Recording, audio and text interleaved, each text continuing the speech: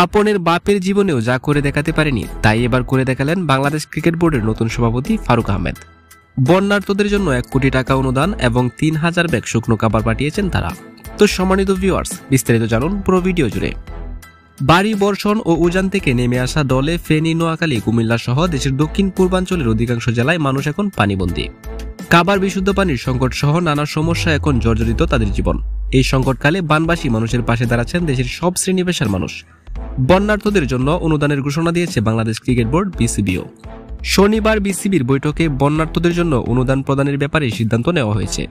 বন্যায় ক্ষতিগ্রস্তদের 3000 ব্যাগ শুকনো খাবার ও 1 কোটি টাকা সহায়তা দেবে ক্রিকেট বোর্ড।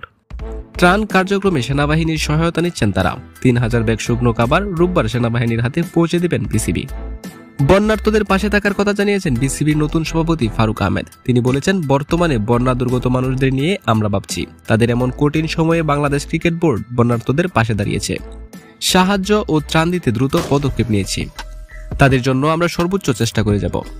তবে বিসিবির এমন সিদ্ধান্তে রীতিমতো মুগ্ধ হয়েছে বাংলাদেশের কোটি ক্রিকেট ভক্ত সমর্থক। তারা অনেকেই বলছেন, পাপনের বাপের জীবনেও যা করে দেখাতে পারেনি তাই এবার করে দেখালেন নতুন সভাপতি ফারুক আহমেদ।